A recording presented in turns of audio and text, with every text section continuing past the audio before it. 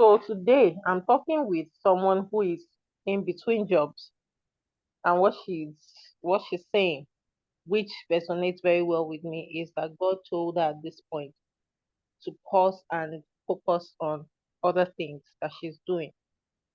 And I think it's valid. And what I was saying was that I can understand the people that you were working with having some concerns with the flyers and all, because we, no matter what, we are human. So for me, one thing I usually tell people is that if you want to do that and still keep your job, you have to block all your colleagues. You have to, because Mm. otherwise the human nature is going to come. They see you today, you went for this program, tomorrow you went here. They will, they will, there will always be that, oh, we hope she's giving our job 100%. Huh? Mm. And so it's not because they are bad people. It's just the way life is.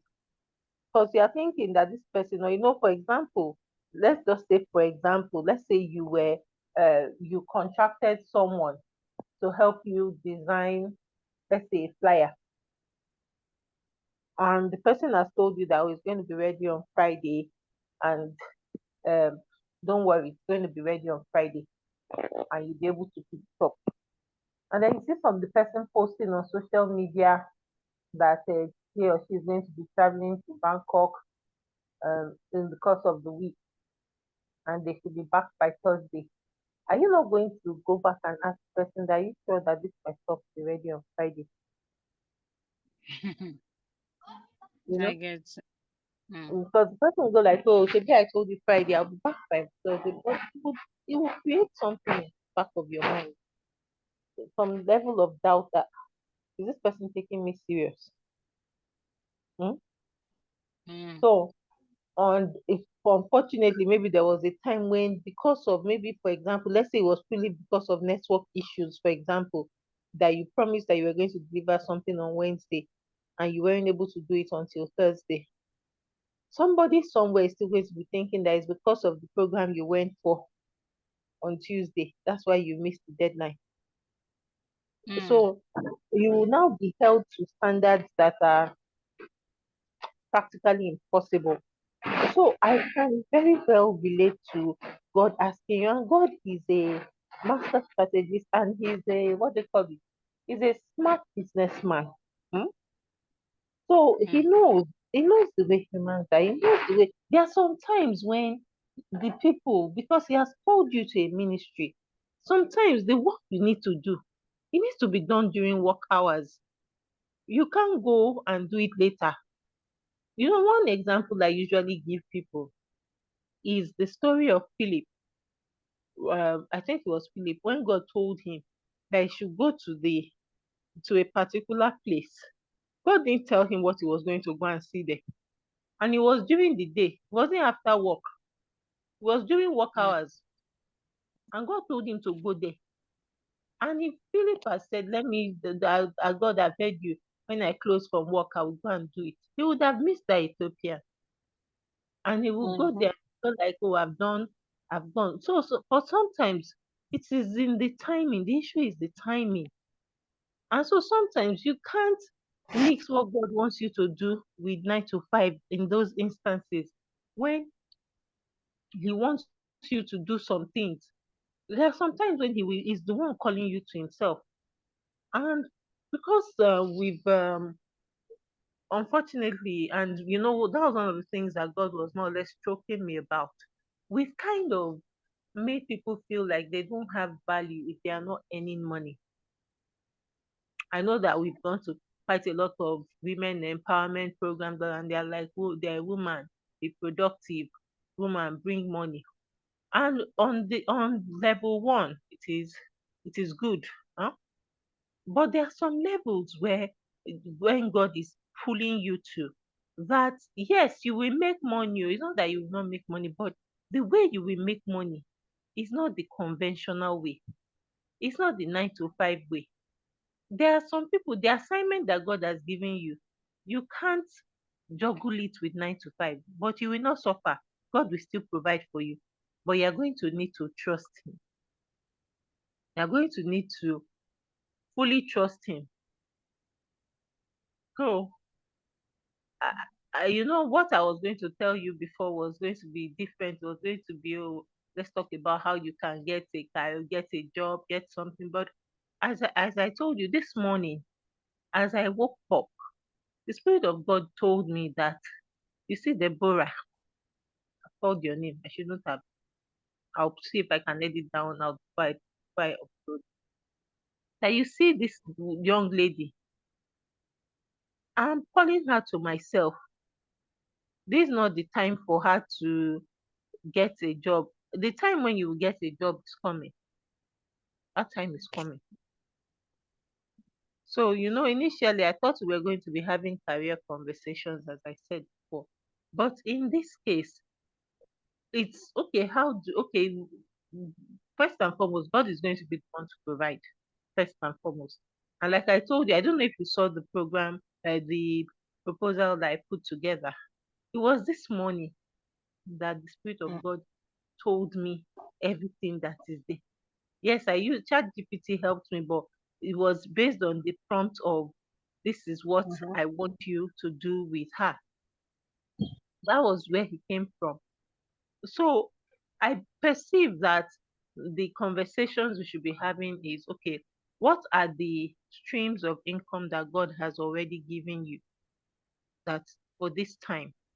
And I've talked about your community, I've shared that proposal with you. And I also perceive that he wants you to focus a lot more on your ebooks.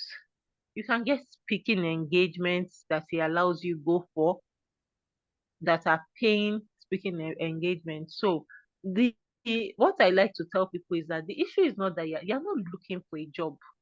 You want money to sustain you for this period. It's not the job you need, it is the financial support. Because mm. let me just ask you, yes or no, if you had another means of supporting yourself financially, would you want a job? No. So the issue is not the job, the issue is financial supply, right? Yeah. And so the prayer is going to be, Lord, okay, now you have called me to be your own. And God always pays salary. I can tell you that one for free. He pays you salary. He does. Because I have been in the situation where I did not work for 3 months and I did not suffer. I did not suffer lack. You somebody somewhere will just go like, hey, and you do so and so, I be okay. Okay, please, can you do so and so for me? I did not put out adverts. I did not dance on Instagram. I did not do any of those things. It could just be, there was a time I was just walking down the road and then someone is like, um, I'm looking for someone that does ABCD, and it just fell it was up my alley, really. And what I noticed was that when I moved by the Spirit, every time the Spirit of God tells me to do so and so, that's when I will fall into all those scenarios. There was a day he told me I was working from home, then it was just post COVID, and he told me to go to the office. And I went to the office based on his instruction. And as I got to the office, as I was waiting at the lift area, someone that I hadn't seen for a year or more, because we used to share an office, but I left the office and went somewhere else before COVID happened, and we hadn't really seen for a while. And then he meets me at the lift, and he's like, so we get to talk, and we are talking, and then he just greets me. And when I get to my seat upstairs, he sends me a message and he's like, I have lost a lot of weight. Oh, that what happened? Now, that period, I was on a fast for almost a year. I was fasting for almost a year. And why was I Mm, fasting? God showed me that I was too full of myself. As mm, everything, I needed to have all the ducks in a row. Everything had to be perfect. So he told me that, see, if you don't bend, you will break. That you are too full of yourself. You are so, in your mind, you have plans A to Z of how things should go. And you have planned God out of your life. And in all of these times that he was talking to me, spirit filled, tongue talking, blah blah blah. And he was like, see, you can't, as in God cannot tell you. So that was when he started talking to me a lot about people like Philip, that God can tell them in the middle of the day, for example, to go somewhere, and they will not tell God that, God, please, let me do it after work. That is, so that was when he began to explain God's timing to me, that some things you've missed them because you have tried to put God in your box in terms of timing, and he will tell you to go now. You will go 3 hours later, then you come and say, I went. But you did not go when he told you to go. So you actually still disobeyed, although you went, but you did not go when he said. And so, he began to show me that, and began to explain, he began to show me practically times that he would just tell me, go to so and so. I don't know why I'm going there. And I will go there. So there was a day I went to church. I just went to church that day. And after church, he told me to go with one of the people in church, to go home with her. I didn't know what I was going home to go and do. And by the time I got there, she too, she was like that morning that the Spirit of God told her to bring out whether it was stew that was in the freezer, that he told her to bring out the stew. But she was like that she's the only one at home. Her husband had traveled, that she didn't understand why she should bring it out, that she wasn't expecting anybody. And then we get there and she's like, oh, she really wishes that she had brought it out, because then it would have thawed and she would have been able to make us food, because she wasn't expecting anyone. So she did not prepare for that. But all the same, she Mm. made some noodles that my daughter will never forget. But all those seemingly mundane things. And she was telling me that it was the day that I came, that there was someone that she had lost contact with for a long time, and she had been praying that God should just reconnect them. And it was the day that we went to her house that that person called her, and they were able to have a conversation and they were able to resolve quite a lot of things.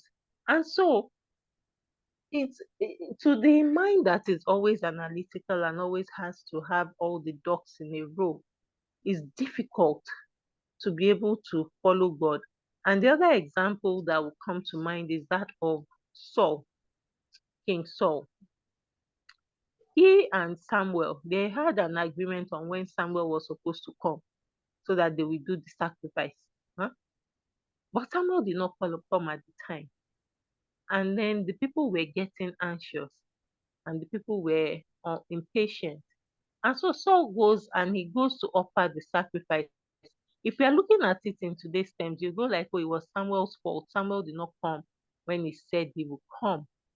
But if you are looking at it with the eyes of the Spirit, Samuel came at the right time. It was Saul that was impatient. Saul did not ask God, is this Samuel's delay? Should I wait for him or should I continue? He didn't ask him. And so, it's very easy for us to say, oh, let's look for a job, let's look for what you can do. But what I perceive that I'm to tell you is, what does God really want you to be doing at this time? What, because he will fund it, or the way he will fund you, yourself, you will shock. The funding will come from places that you were not expecting at all, that you couldn't have put in your calculations. And so all I have for you today are scriptures. Bible says that the young lions suffer lack and they do hunger. But those that trust in the Lord, they will not want any good thing.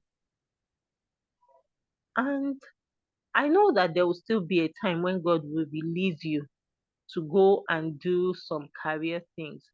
But what I perceive that I should be telling you today is, spend some time to ask Him, Lord, where is the money coming from? I need money. That's a valid prayer. I need money for ABCD. Take your bill to him. Send him your email with your financial requests, and then watch him work. And what he will do, it will be, I don't want to say surprise, I want to use Yoruba. It will be an iyalenu. You will be able to know that tangibly it was God. I'm going to pause now so that you can talk because I've been talking for a while. It's everywhere. So there was a time I went to, so I was in a salon, I was making my hair. So I was just browsing through LinkedIn while I was making my hair. And then I saw that it was one of my former manager's birthday. And so I sent him a happy birthday message on WhatsApp. So I was like, so you don't want us to know that it's your birthday, so you are coding, but that LinkedIn has given your secret away. So he laughed. I think he called me. And then so we got talking. And the next thing is like, send your account details. And I'm like, how do you call someone or how do you wish somebody a happy birthday? And then it's the celebrant that is telling you to send your account details. I was like, this is too bizarre. I don't, it doesn't, it's too much. I don't believe it. So I didn't send the account details. Next thing, this man, apparently 2 years ago, 2 years before, he had sent me some money because I that was my aunt passed, and then he sent money when my aunt passed. So he had my account number. So he went to go and look for the account number himself, and he sent the money by himself. I mean, I didn't send him the account details because I was like, I know this one is too much. It doesn't make sense. So he went to go and look for the account details himself, and he sent the money. So that was when I was like, okay, God, I got your message. I get it. It's not by what I do or don't do. And in the same year that I was saying that my salary, I was now being paid 60% of what I was supposed to be earning. I mean, like money didn't make sense anymore. There was Mm. a the Lord opened like a would I say like a an opportunity for me to do freelance work. And that opportunity I had to forcefully close the door at the beginning of 2024 from 2021. I was the one that was like, you can do, it's okay. Because they kept, every time they get a project, they will call me again, they will call me again. And the money that came, I could not have planned it. I could not have, it's not money that I could have said, oh, but maybe if I was looking and making all the, because then I used to have many spreadsheets, I used to make a lot of projections. I couldn't have projected it. It didn't fit into any of the things that I would have normally done. So God began to show me that that money that is the one that is making you, because then there was nothing you could tell me when it has to do with my job. I don't play with my job. And because I don't play with my job, I don't play with my sleep. I want to have rested well before I go to work. Nothing like waking up to pray at midnight. There's nothing you can tell me. I'm not praying any midnight prayer, anything. Any prayer we will not be prayed before night. So we are not praying it near. Now I'm awake like almost every night praying, Mm. and I'm able to go to work and come back and work well. And I still know that it is not my work that is sustaining me, it is God. So I just I just want to really encourage you. I know that, and for at least I told you there's some things that God already showed me that you can do really in this time that is not totally tied to a regular job as you do, because what you need is money. What you don't is not a job, Mm. right? Mhm. I'll stop recording again so you can talk